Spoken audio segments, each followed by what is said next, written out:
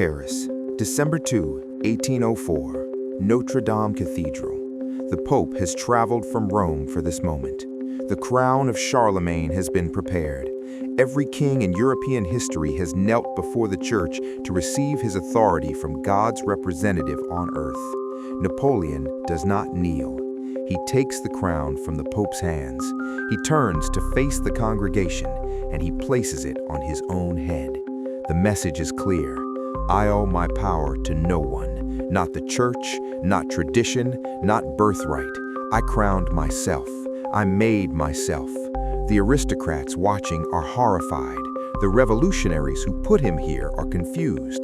The Pope stands awkwardly, holding nothing, and Napoleon Bonaparte, a Corsican artillery officer who spoke French with an accent, who had been mocked as a foreigner, who had been broke and unknown just 10 years earlier, becomes Emperor of the French.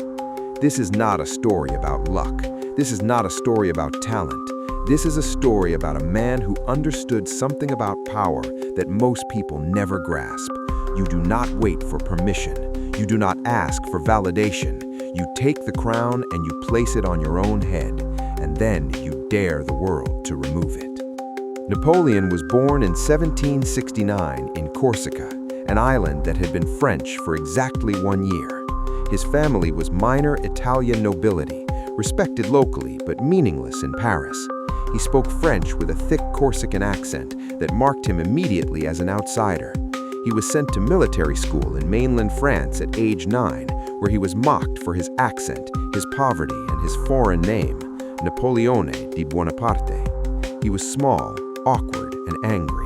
He had no connections, no wealth, no path to advancement in a society where birth determined everything. The French aristocracy looked at him and saw nothing. He looked at them and saw everything he would take. The revolution that erupted in 1789 destroyed the old order and created a vacuum. While nobles fled and moderates debated, Napoleon watched. He was 20 years old. He understood that chaos is not a problem to be solved. It is a door to walk through. This is the first play. Seize the chaos.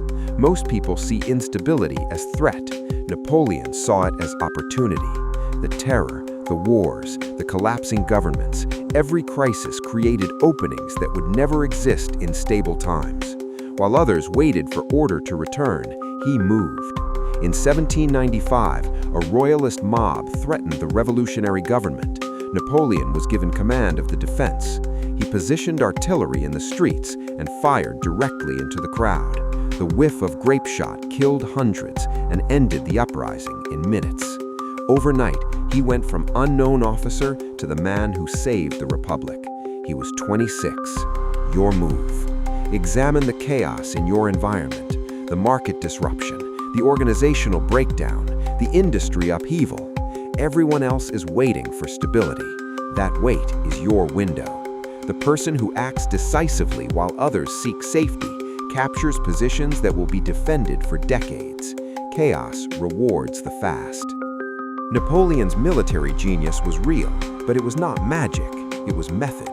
He moved faster than his enemies believed possible. His army traveled lighter, lived off the land rather than supply trains, and marched longer hours than any European force had attempted. While traditional generals planned elaborate maneuvers over weeks, Napoleon concentrated overwhelming force at single points within days. At Austerlitz in 1805, he faced a combined Russian and Austrian army that outnumbered him. He deliberately weakened his right flank, inviting attack.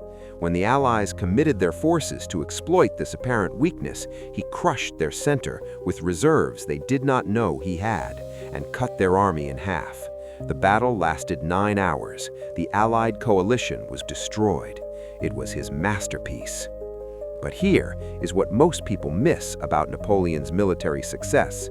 He won battles. He could not win peace. Every victory created new enemies. Every conquered territory required occupation. The empire expanded until it could not be held. This is the second play.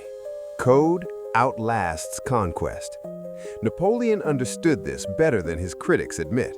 Between campaigns, he personally supervised the creation of the Napoleonic Code, a comprehensive legal system that replaced the chaos of feudal law across Europe. It established equality before the law, property rights, secular authority over religious courts, and merit-based advancement.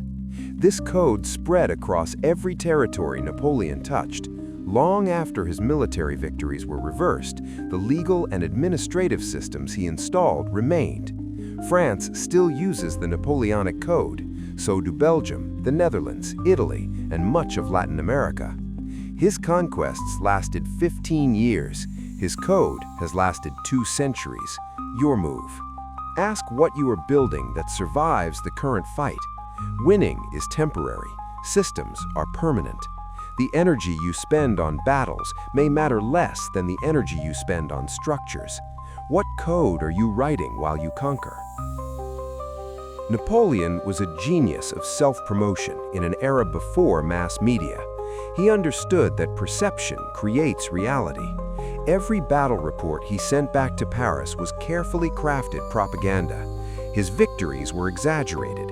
His setbacks were reframed as strategic withdrawals.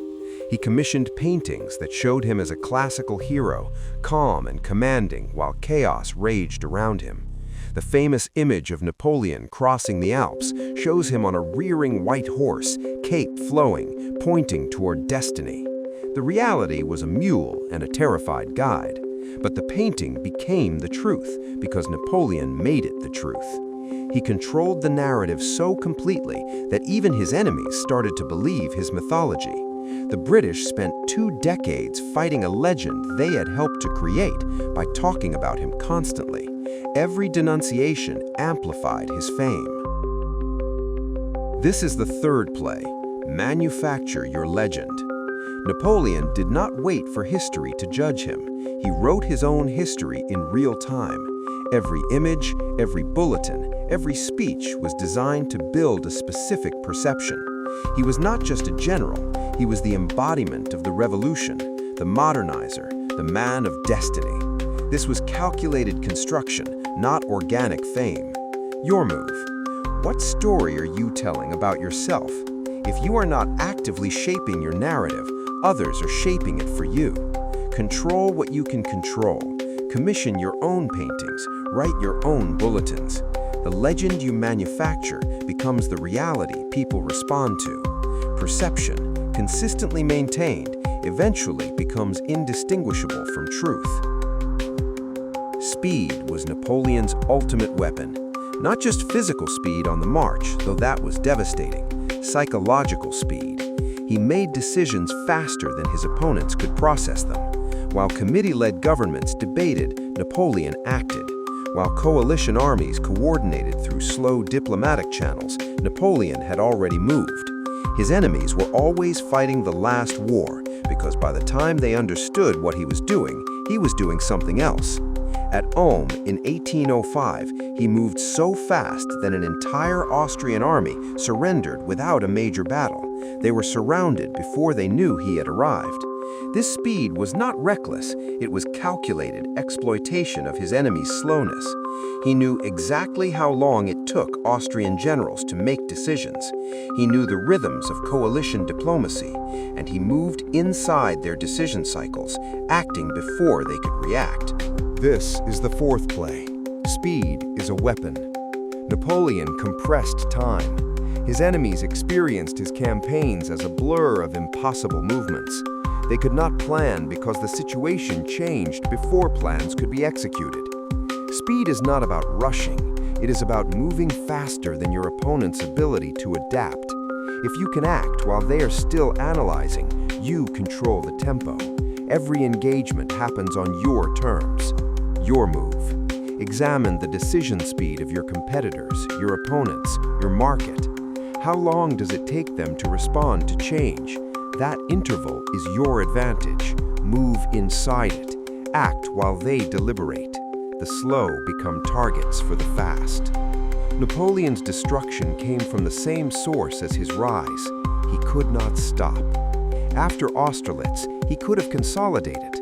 After defeating Prussia in 1806, he could have built lasting peace. After the Treaty of Tilsit with Russia in 1807, he controlled Europe from Portugal to Poland. It was not enough. He invaded Spain and created a bleeding ulcer that drained French troops for 6 years. He invaded Russia and lost 500,000 men in a single campaign. He refused every reasonable peace offer because reasonable was not what he wanted. He wanted everything, and everything is not available. The coalition that finally defeated him at Waterloo in 1815 was the 7th coalition he had faced.